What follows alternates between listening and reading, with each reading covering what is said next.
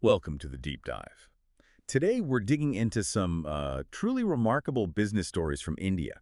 We're not just glancing at success. We want to really unpack the unique business models, the sheer entrepreneurial spirit behind these empires, often built from basically nothing. Exactly. The mission here is understanding the strategy, the ingenious thinking these founders used, often against, well, enormous odds. We've got some diverse cases today. Lijjat Papad, Amul, Jamshetji Tata, M.D.H, real innovators. Okay, let's start with Lijjat Papad. It's such an inspiring story.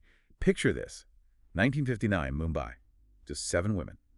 And they had, what, practically no formal business background, no big education, started with just 80 rupees. That's right, 80 rupees. And what's truly unique, really radical, is their business model. Yeah. Collective ownership. They didn't hire people in the traditional sense, no employees. Every woman who joined became a Lijjat sister, an owner. An owner, so everyone shared in the profits. Oh, And yeah. the losses, too. Exactly. Profits and losses. Their main goal wasn't just making money. It was fundamentally about empowering women, providing a livelihood. And they've stuck to that for, what, over 60 years now? Even with automation, they made sure no woman lost her role. That's incredible, using extra profits for things like sponsoring kids' education, too, right? Yeah, it shows this deep, purpose-driven core. It wasn't an afterthought. That kind of purpose is powerful. But then you have someone like Mahasha Dharampal Gulati of MDH, a refugee starting from scratch in Delhi after partition. How did he build that same kind of trust, that commitment, without that collective model? What was his sort of leverage? Well, MDH's strategy was all about an unshakable focus on pure spices and great service, even if it meant really thin margins. Remember, this was a time when adulterated, cheaper spices were everywhere. Right, so focusing on purity must have been tough, maybe more expensive. Definitely riskier initially. But his big move, the real proof of commitment, was investing his entire life savings into building his own factory. He'd found issues with outsourcing, quality control problems. So he took control. It was all about earning that customer trust. Betting everything on quality and trust when others were cutting corners? That's bold, almost counterintuitive for a new business, wasn't it? Absolutely. A huge gamble. But he believed, fundamentally, that quality would win out in the long run. And, well, history proved him right. Okay, so from purpose and trust, let's pivot. Let's talk about founders whose strategic vision was just, well, game-changing.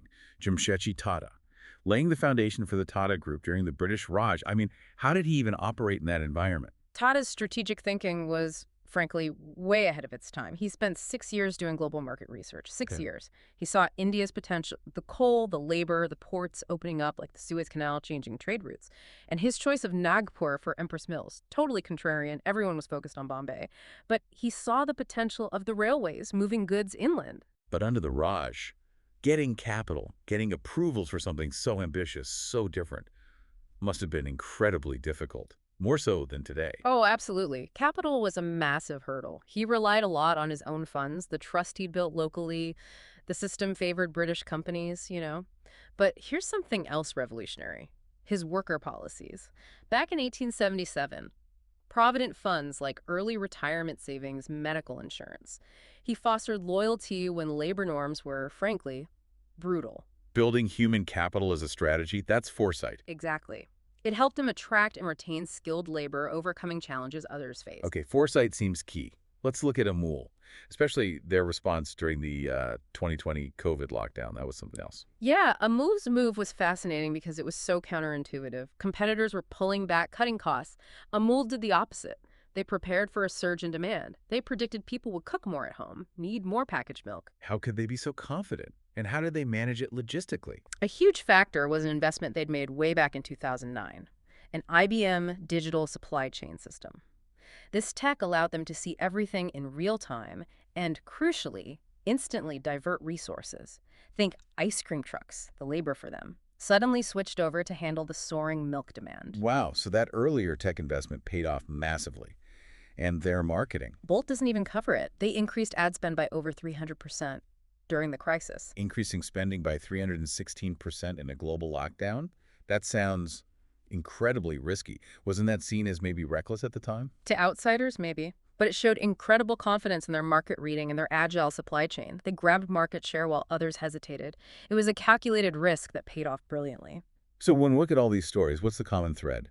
It seems like success, these robust business models, they aren't always about having tons of cash or, fancy MBA. Oh, exactly right. It's about a clear vision, often purpose-driven, like Lijjat.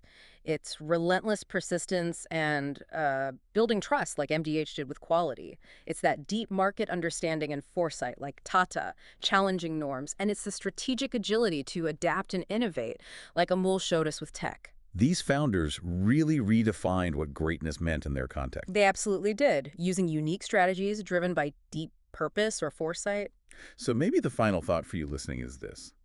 What fundamental beliefs or perhaps hidden opportunities could redefine business greatness today, just like these founders did back then? What are we overlooking?